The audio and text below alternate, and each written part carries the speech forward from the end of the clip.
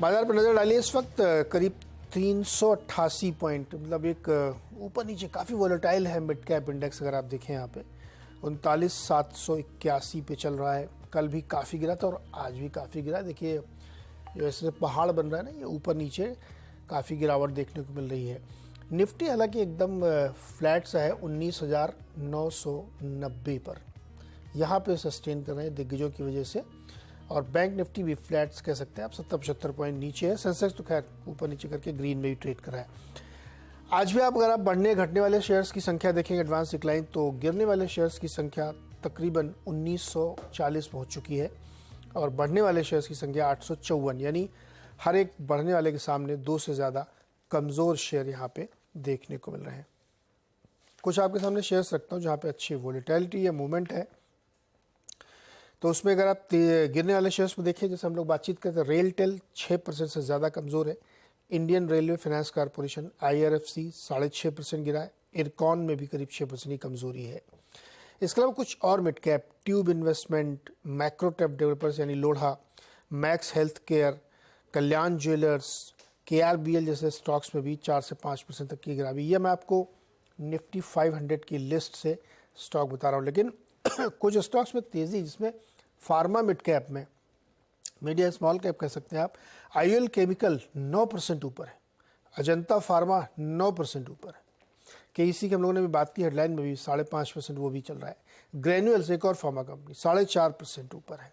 Glenmark pharma 3.25% ऊपर है। तो फार्मा डेफिनेटली आज काफ़ी ऊपर दिख रहा है, मजबूत दिख रहा है और मार्केट को संभालने की कोशिश करता हुआ यहाँ पे दिख रहा है।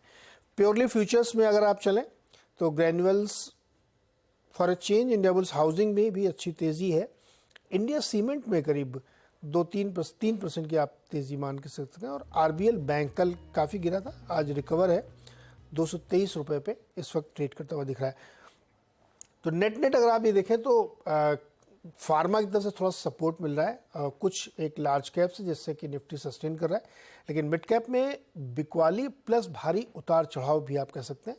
394-400 पॉइंट्स अभी भी डाउन है यहाँ पे। आज के मेहमान है गौरव बिस्सा। गौरव जी, बहुत बहुत स्वागत है आपका। मिड कैप में तगड़ी पिटाई चली कल और आज भी थोड़ी कंटिन्यू है, क्या लग रहा है आपको? Good morning Neeraj ji. देखिए, कुछ दिन पहले ही हमने एक रिपोर्ट बनाई थी जहां पे हमने कहा था कि 41-500 पे हमको लगता है कि मिड कैप 100 इंडेक्स जो है वहां पे एक बार अटक सकता है, थोड़ी प्रॉफिट बुकिंग आ सकती है। अभी हमने अपने क्लाइंट्स को इस पे सलाह भी दी थी। तो यहाँ पे अभी भी वो लग रहा है it's moving in line with expectation. तो लग रहा है कि थोड़ा और करेक्शन आपको यहाँ पे देखने मिल सकता है। अपने मेजर मूविंग एवरेज चाहे आप 50 डे पकड़ लीजिए, वहां से भी काफी ऊपर है। तो काफी एक स्टीप अपसाइड हमने देखी थी। RSI अगर आप देखेंगे मिड कैप इंडेक्स का, तो अपने 20 साल के उच्चतम स्तर पे था, अराउंड 84-85 के आसपास में। वो अभी डाउनटिक शुरू हुआ है। तो यहाँ से मुझे लगता है कि थोड़ा और प्रॉफिट बुकिंग होगी। आज की तारीख में जो हम अपने क्लाइंट्स को रणनीति सुझा रहे हैं वो यही है कि आप लार्ज कैप्स में फोकस कीजिए। देखिए, निफ्टी गिर नहीं रहा है, आपको करेक्शन मिड कैप्स में देखने मिल रहा है। उसका कारण ये है कि चाहे आप ITC ले लीजिए, चाहे रिलायंस ले लीजिए, चाहे HDFC बैंक ले लीजिए, काफी सारे जो लार्ज कैप स्टॉक्स हैं वो काफी स्टेबल है। मारुति हो गया, IT के दिग्गज हो गए। तो लार्ज कैप में अभी भी अच्छे मौके हैं। और अगर ट्रेडिंग का पर्सपेक्टिव अगर है तो मुझे लगता है कि लार्ज कैप एक अच्छा आपको ऑप्शन दे सकते हैं। तो हमारा फोकस अभी लार्ज कैप में है। मिड कैप में वी आर एक्सपेक्टिंग थोड़ा और करेक्शन आपको देखने मिले। ओके, मिड कैप में थोड़ा और करेक्शन, लार्ज कैप में फोकस रखिए इस समय। और आज का दिन सोशल मीडिया का होता, हमने आपसे कहा था, तो आप फटाफट अपने सवाल भेजते रहिए ट्विटर हैंडल पे और हम कोशिश करेंगे ज़्यादा से ज़्यादा सबके सवाल इसमें शामिल करने की। तो फटाफट अपने सवाल आप भेजना शुरू करिए। पहला सवाल लेते हैं अभिषेक अग्रवाल का। इन्होंने पेट्रोनेट LNG के 60 शेयर्स खरीदे हैं 235 रुपये के भाव पर। एक साल के लिए इनको राय चाहिए। बताइए गौरव जी, एक साल के लिए पेट्रोनेट LNG। देखिए, पेट्रोल LNG अगर मैं लॉन्ग टर्म चार्ट से अगर देखता हूँ तो एक राइजिंग चैनल में ये ट्रेड कर रहा है काफी अरसे से। और अब पिछले महीने हमने देखा कि स्टॉक उसके नीचे गया था चैनल के, और अभी जो है स्टॉक उसके ऊपर ट्रेड कर रहा है फिलहाल। तो मुझे लगता है यहाँ पे एक बार बने रह सकते हैं। एक अच्छा प्राइस करेक्शन तो नहीं, लेकिन टाइम करेक्शन आपको और थोड़ा देखने मिल सकता है। अगर आप ओवरऑल देखेंगे तो पिछले एक 1.5 साल 2 साल से स्टॉक जो है वो रेंज में ही चल रहा है। इनके लिए जो मैं स्टॉप लॉस हो जाऊंगा वो होगा तकरीबन 200 के आसपास का, जहाँ पे इसके 100 एक्सपोनेंशियल मूविंग एवरेज के सपोर्ट है मंथली चार्ट्स पे, और इसने तोड़ा नहीं है 2012-13 के बाद में, इसके नीचे क्लोजिंग नहीं दिया है। तो फिलहाल आप बने रह सकते हैं यहाँ पे। प्राइस करेक्शन बहुत बड़ा नहीं दिख रहा है, लेकिन टाइम करेक्शन थोड़ा और उसमें देखने मिल सकता है। ओके, ये रहा है इस पे। अच्छा, प्रसाद चौहान जी ने एक सवाल भेजा है। उन्होंने रिलायंस इंडस्ट्रीज़ की कॉल ली है, 2540 स्ट्राइक प्राइस है, 23 रुपये 50 पैसे पर। क्या करना चाहिए इनको? देखिए, स्टॉक सिलेक्शन इनका अच्छा है। जैसे मैंने कहा, हमने अपने क्लाइंट्स को भी रिलायंस पे राय दी है बाय करने की, लेकिन इनकी जो सिलेक्शन है स्टॉक की वो गलत है। देखिए, आप लार्ज कैप के लिए प्ले कर रहे हैं, लार्ज कैप स्टॉक्स आपको तुरंत बहुत ज्यादा रिटर्न मिलता नहीं है एकदम स्पीड में। यहाँ पे इनकी कॉल काफी deep out of the money हो गई है, 2520-40 की जो अगर कॉल हो तो it's out of the money call. यहाँ पे अगर आप देखें मार्केट का रुझान भी अगर देखें तो एक स्टेबल है लेकिन अग्रेसिव नहीं है। तो अगर आप ऑप्शन खरीदते हैं 3-4 दिन में, अगर आपका पैसा नहीं बनता है तो आपको एग्जिट करना चाहिए। तो मुझे लगता है कि अगर 2-3 दिन में इनको इनके फेवर में नहीं जा रहा है तो एक बार इनको एग्जिट कर देना चाहिए। ओके, 2-3 दिन में नहीं जा रहा तो एग्जिट कर लेना चाहिए। और डिस्क्लेमर है कि ये कंपनी इसी चैनल की ओनर है, तो इसलिए आप एक राय किसी और से भी ले लीजिएगा।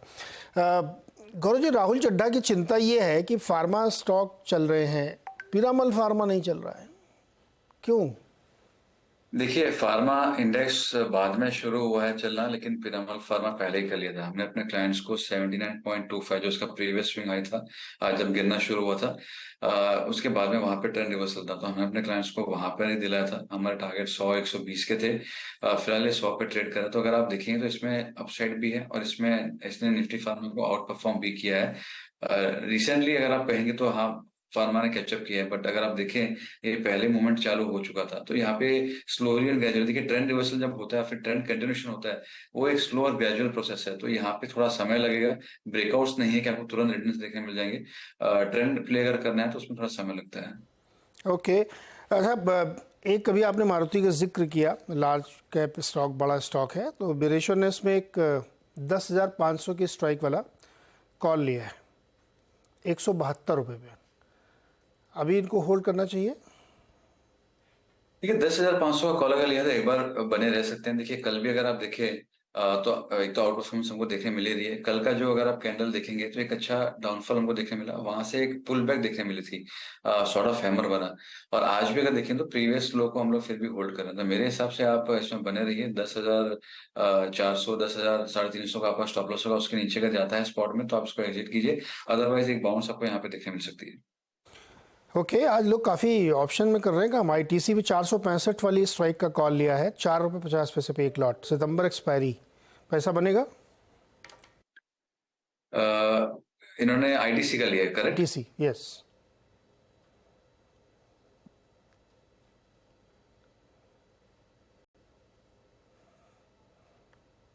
ठीक है, आईटीसी की अगर बात की तो हम लोग इसमें बुलिश, जैसे हमने कहा कि हमारा फोकस लार्ज कैप में था, और अपने एक 21 वीकली एवरेज से एक अच्छा राउंडिंग फॉर्मेशन करके इंडेक्स ऊपर आया है। तो मुझे लगता है कि यहाँ पे आप बने रहिए, पॉसिबिलिटी है। देखिए, मैं फिर कहूंगा, अगर आप लार्ज कैप्स के लिए प्ले कर रहे हैं ऑप्शन के जरिए, तो आप एट द मनी या फर्स्ट आउट द मनी लीजिए। आप दूर का मत लीजिए ये सोच के कि मुझे सस्ते में ऑप्शन मिल रहा है। जो ऑप्शन सस्ता है उसका मतलब ये नहीं कि आपको उसमें बहुत अच्छा मुनाफा मिल जाएगा, अनलेस अगर उसमें बहुत तगड़ी अपसाइड आपको देखने मिले। तो जो आपके हाई बीटा स्टॉक्स हैं, उनमें अगर आप हिंडल्को हो गया, टाटा स्टील हो गया, वहां पे आप थोड़ा आउट में ज्यादा जा रहे हैं, चल जाता है। बट जो स्लोअर लार्ज कैप्स हैं, स्लो मूविंग, उसमें आप मत जाइए। यहाँ पे फिलहाल आप बने रह सकते हैं, स्ट्रक्चर्स का पॉजिटिव है। इंटरेस्टिंग, ये ध्यान रखिएगा आईटीसी के लिए। अच्छा, रेलवे की हम लोग चर्चा करें, रेलवे में काफ़ी पिटाई हुई। दो शेयर्स हैं, एक साथ लेते हैं। तरुण टेक्समैको रेल और सरोज कुमार तिवारी आरवीएनएल।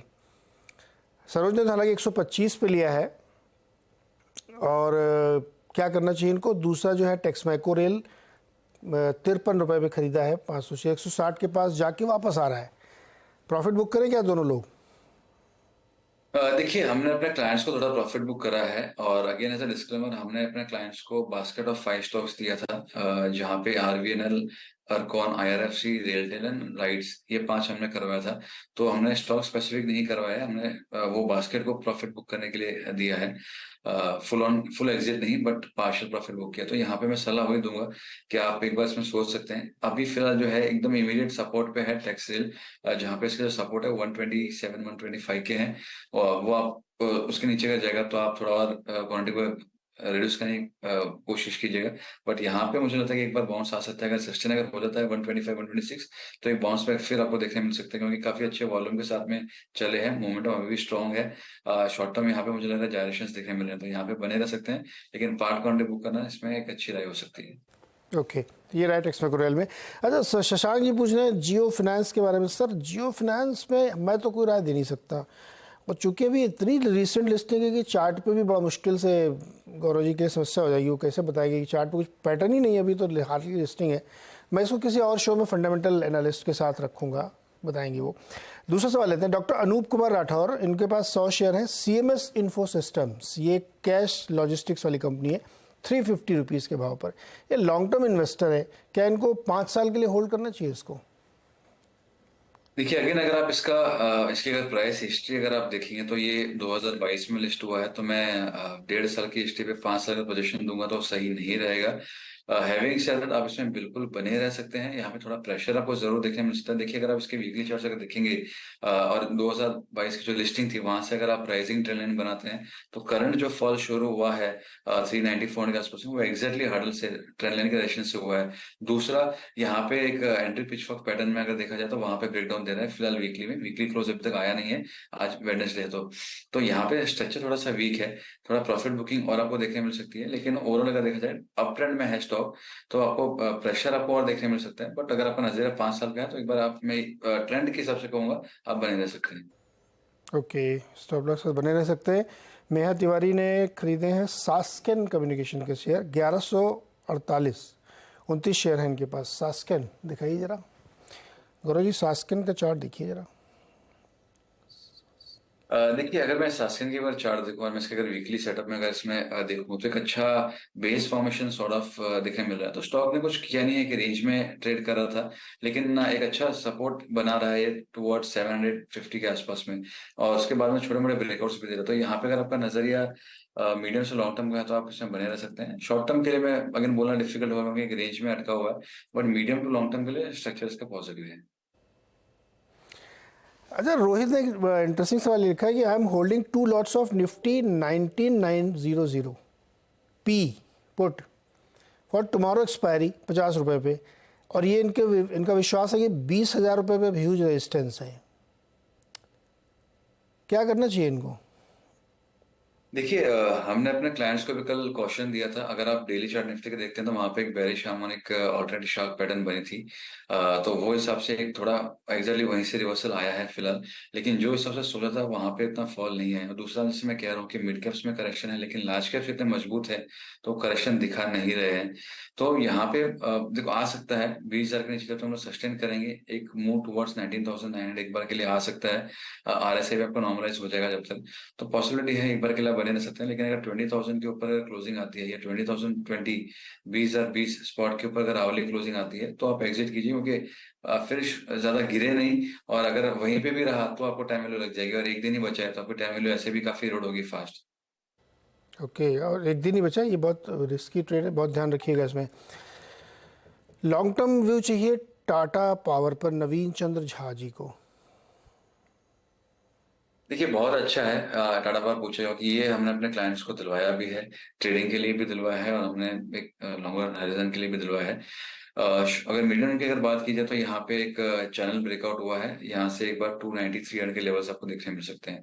ये वहीं अगर आप इसके मंथली चार्ट अगर देखेंगे, तो एक काफी अच्छा beautiful bullish flag pattern breakout हमको देखने मिला है। मंथ की क्लोजिंग बाकी है, अभी मंथ हुआ नहीं है, मिडवे है हम लोग, लेकिन अगर 265 टू 70 की क्लोजिंग अगर आती है, तो एक अच्छा कंफर्मेशन आएगा फ्लैग ब्रेकआउट का। तो उस हिसाब से स्टॉक जो है वो आपको यहाँ से 30-40% आपको इजीली एक अपसाइड दे सकता है, या आप एटलीस्ट 15 से 18% का CAGR अगले 2-3 साल के लिए आप उसको एक्सपेक्ट कर सकते हो। तो अगर किसी का नजरिया 2-3 सालों से ज्यादा का है, तो मुझे लगता है कि काफी अच्छे लेवल्स हैं, मौजूदा स्तरों पर भी ले सकते हैं। और अगर आप एक महीना रुक के सितंबर के एंड में अगर देख के तभी अगर बाय करते हैं, तो भी काफी अच्छा मुनाफा देखने मिल सकता है। Okay, interesting. अच्छा गौरव, इस बीच ग्रासिम इंडस्ट्रीज को देखिए, 1,900 रुपये के पार जा रहा है ये, 28 रुपये ऊपर आज। देखिए, एक अच्छा ब्रेकआउट था इसमें, एक ट्रायंगल ब्रेकआउट हुआ, उसका ब्रेकआउट का रीटेस्ट हुआ और अभी एक फ्रेश स्विंग हाई बना के ऊपर जा रहा है। तो जैसे हम कह रहे हैं कि हम लोग अपने क्लाइंट्स को बस लार्ज कैप्स में फोकस करवा रहे हैं, जहाँ पे बड़े एक्सपेक्टेशंस नहीं है। जैसे मिड कैप में लोग कह रहे हैं कि अरे महीने में 20% मिल गया, 25% मिल गया, तो लार्ज कैप्स में वो नहीं होगा। मिड कैप्स में भी मुझे वो मुश्किल लग रहा है कि आपके एक्सपेक्टेशन में मेलो डाउन करने पड़ेंगे। लेकिन अगर आपको लार्ज कैप में ट्रेडिंग में अगर 5%, 7%, 8% मिलता है, that again is a good enough trade. कि आपको एक दो महीने में अगर आपको 5 से 7% मिल रहा है, तो काफी अच्छा ट्रेड वो तभी भी होता है। तो मुझे लगता है कि ग्रासिम यहाँ से शुरुआत है और अच्छी अपसाइड आपको देखने मिल सकती है। अगर आप सो कॉल्ड सीमेंट स्पेस में अगर देखें, एंटायरली सीमेंट में नहीं आएगा, लेकिन अगर वो स्पेस पे अगर देखें तो काफी सारे स्टॉक्स जो है वो मूव कर लिए थे, ये फिर भी एक कंसोलिडेशन था। तो यहाँ से काफी अच्छी अपसाइड आपको देखने मिल सकती है ट्रेडिंग परस्पेक्टिव में। Okay, interesting. अच्छा, एक बड़ा दिलचस्प सवाल है। लक्स इंडस्ट्रीज नाम की कंपनी है, 2272 पे अरिंदम जी ने खरीद लिया है, 20 शेयर है इनके पास। अब वो है नीचे, क्या करें? एवरेज करें या एग्जिट करें, लॉस बुक करें? अभी तो 1500 पे आ गया, अब 700 रुपये नीचे, 800 रुपये नीचे। देखिए, अगर मैं एग्जिट कहूँ तो भी 700 में एग्जिट करना मुश्किल लग रहा है। लेकिन मैं एक चीज कहूंगा, आपका नजरिया किस पे है वो डिपेंड करता है। स्टॉक जो है क्लासिकल असेंडिंग ब्रॉडनिंग वेज या उसमें पैटर्न बना रहा है, जहाँ पे सपोर्ट्स इसके आज की तारीख में इसका जो सपोर्ट्स है वो 1200 के आ रहे हैं और काफी मेजर सपोर्ट्स हैं। 2016 से मैं बात करूँ, काफी सबसे महत्वपूर्ण सपोर्ट वही है। तो अगर सस्टेन हुआ तो काफी बड़ी अपसाइड आपको देखने मिल सकती है। तो आपको दो चीज करनी है, एक 1200 का स्टॉप लॉस रखना है और कम से कम 2-3 साल का नजरिया रखना है। तो मुझे लगता है आपको यहाँ से एक अच्छा मुनाफा देखने मिल सकता है। शॉर्ट टर्म के लिए अगर है तो आप इसको बिल्कुल एग्जिट कीजिए। 1800 इसका काफी मेजर हर्डल है, तो वो सबसे आप, या अगर शॉर्ट टर्म का नजरिया तो आप एग्जिट कीजिए, लॉन्ग टर्म के लिए होल्ड कर सकते हैं। लॉन्ग टर्म के लिए होल्ड करिए और शॉर्ट टर्म के लिए आपको एग्जिट करना चाहिए। नज़रिया थोड़ा बड़ा करना पड़ेगा क्योंकि करेक्शन भी काफ़ी हो चुका है। अमित शर्मा ने रेट गेन के शेयर रखे हैं 100, 354 पर। क्या इनको मुनाफा ले लेना चाहिए? रेट गेन, ये बहुत पुरानी लिस्टिंग नहीं है, मेरे ख्याल में 2 साल पहले की लिस्टिंग होगी है। जी, तो यहाँ पे भी लिस्टिंग जो है 2022 के मुझे देखने मिल रही है, प्राइस हिस्ट्री। तो अगेन मैं लॉन्ग टर्म के लिए तो मैं नहीं बोल पाऊंगा, लेकिन एक शॉर्ट टर्म के लिए थोड़ा सा प्रॉफिट पार्शियल क्वांटिटी बुक करना चाहिए। एक स्टडी है जहाँ पे आपके जो आईपीओ लिस्टिंग होती है वहां से करेक्शन अगर आता है, फिर थोड़ा टाइम करेक्शन होता है, पहले प्राइस फॉल हुआ, फिर वो रेंज में उसने ट्रेड किया और फिर जब अपना वो आईपीओ लिस्टिंग का जो हाई है वो उसके ऊपर जब क्लोज करता है तो एक फ्रेश तेजी शुरू होती है। तो इसमें वो देखने मिला था, करेक्शन आया था, अच्छा कंसोलिडेशन हुआ, ब्रेकआउट हुआ आईपीओ लिस्टिंग प्राइस का। उस दिन काफी तगड़े वॉल्यूम्स थे। तो सारी चीजें इसके अंदर अच्छी है। मुझे यहाँ पे बड़ा correction at this point time लग नहीं रहा है। जैसे मैंने कहा कि मिड कैप्स वगैरह में थोड़ा प्रेशर आ सकता है, तो यहाँ पे ब्रॉडर मार्केट में थोड़ा प्रेशर हो सकता है, प्रॉफिट बुकिंग देखने मिल सकती है। तो आप पार्शियल क्वांटिटी बुक कीजिए, बाकी आप उसको राइट कीजिए। ओके, थोड़ा प्रॉफिट बुक करिए, बाकी छोड़ दीजिए। और ये कंपनी विदेशों में टिकटिंग का काम करती है, तो इस पर ध्यान रखिएगा। एक छोटा सा ब्रेक लेते हैं यहाँ पे, ब्रेक से वापस आएंगे तो सवाल जवाब का सिलसिला फिर शुरू करेंगे। आपका और बाजार पे इस वक्त ताज़ा नज़र ये है कि मिड कैप 500 पॉइंट्स डाउन, यानी थोड़ी सी गिरावट और बढ़ी है। अब ये 1.23% नीचे आ गया है। निफ्टी भी 16 पॉइंट नीचे है और बैंक निफ्टी 70। तो बड़े वाले इंडेक्स में अभी बहुत ज़्यादा दिक्कत नहीं है, लेकिन छोटे वाले में दिक्कत है। एक के सामने दो से ज़्यादा शेयर में कमज़ोरी देखने को मिल रही है और मिड कैप में लगातार गिरावट है, कमज़ोरी है। पराग असर जी का सवाल ये है कि इनके पास एनएमडीसी और टाटा स्टील के शेयर हैं, जिससे इनको 12 से 15% का मुनाफा अभी भी हो रहा है। क्या इनको ये मुनाफा बुक कर लेना चाहिए या होल्ड करें? और अगर मुनाफा बुक करें तो फिर क्या खरीदें? देखिए, मैं कहूंगा कि आप पार्शियल क्वांटिटी बुक कीजिए। दोनों के अंदर स्ट्रक्चर दोनों का पॉजिटिव है, वॉल्यूम के साथ में स्टॉक्स ऊपर गए हैं। निफ्टी मेटल इंडेक्स अगर बात कीजिए तो उसने एक अच्छा ब्रेकआउट दिया है। उसमें एनएमडीसी का इतना योगदान जनरली नहीं होता है, लेकिन टाटा स्टील का काफी अच्छा एक कॉन्ट्रीब्यूशन होता है। तो आप बने रहिए। टाटा स्टील की भी अगर बात की जाए, वीकली चार्ट्स पे एक ब्रेकआउट हुआ था, ब्रेकआउट को रिटेस्ट करके ऊपर गया है, तो यहाँ से अपसाइड और आपको देखने मिल सकती है। तो अगेन लार्ज कैप स्टॉक्स में इतनी दिक्कत की बात नहीं आती है, इसमें कह रहा हूँ।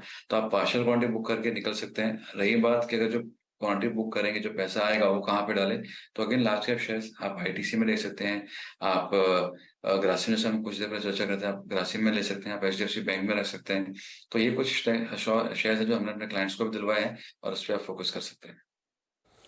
ओके, प्रीति झा का सवाल है, बजाज फाइनेंस 3 साल के लिए है, एवरेज प्राइस 7200 रुपये इनके पास। देखिए स्ट्रक्चर वीक नहीं है, बट अगर मैं इसके वीकली या मंथली चार्ट अगर देखूं तो 2021 अगर आप देखेंगे नीरज जी, तो एक रेंज में ये ट्रेड कर रहा है जहां पे 8,000 पे काफी स्ट्रॉन्ग हडल रहा है और नीचे में 5,500-6,000 पे काफी स्ट्रॉन्ग सपोर्ट रहा है। तो एक दायरे में स्टॉक है। जब ये दायरे से बाहर निकलेगा तो आपको शायद 2-3 साल का रिटर्न आपको 1 साल में देखने मिल जाए। वो आपको कब ब्रेकआउट होगा वो बोलना मुश्किल है, आप बने रहिए। बट इसमें जो शुरुआत है अपसाइड की वो 8,000 के क्लोजिंग के ऊपर ही होगी। नहीं, बिल्कुल सही बात है। अच्छा, एक एक जनरल सवाल जो कि कई लोगों में इसमें सवाल आ रहे हैं कि ये स्टॉक इतना गिर गया, क्या एंट्री ले लें, क्या इस तरीके के सवाल आ रहे हैं। तो अभी ये जो तूफान चल रहा है ना, इसको शांत हो जाने दीजिए। अब जल्द तक कूद कूद के फॉलिंग नाइफ को पकड़ने की कोशिश मत करिए, क्योंकि उसमें आपको नुकसान हो सकता है।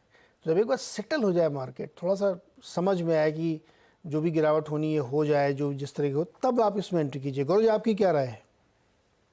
जी बिल्कुल, देखिए हमने अपने क्लाइंट्स को भी यही सलाह दी है कि आपको एटलीस्ट एक्सपेक्टेशंस कम रखना है। पोजीशन साइजिंग और रिस्क मैनेजमेंट यहाँ पे काफी महत्वपूर्ण है। देखिए यहाँ पे हम ये नहीं कह रहे कि मार्केट का टॉप हो गया, यहाँ से 20, 30, 40, 50% गिरेंगे। लेकिन अगर फॉर एनी रीजन करेक्शन अगर आता है तो पोजीशन अटकनी नहीं चाहिए, क्योंकि काफी बार मिड कैप और स्मॉल कैप में दिक्कत ये होती है कि आपको एग्जिट बराबर से मिलता नहीं। आपने स्टॉप लॉस रख भी लिया, काफी बार स्टॉप लॉस जंप हो जाता है, आपको मौका नहीं मिलता है। तो इसलिए यहाँ पे आप सोच समझ के लीजिए, मिड कैप से थोड़ा रुक के लीजिए।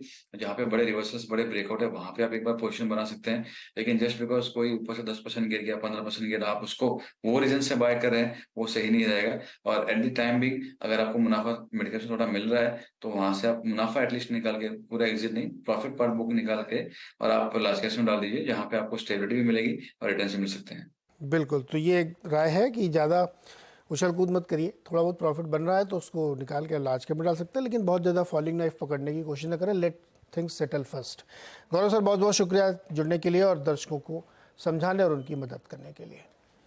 फिलहाल मार्केट जो है इस समय वीकनेस के साथ ही कामकाज कर रहा है। 450 पॉइंट मिड कैप डाउन है और बाकी सारे इंडाइसेस थोड़े थोड़े रेड हैं। समझने की कोशिश करा, लेकिन मिड कैप की गिरावट अभी भी बनी हुई है। इसी नोट पर एक छोटा सा ब्रेक के बाद आप देखिए खिलाड़ी नंबर 1।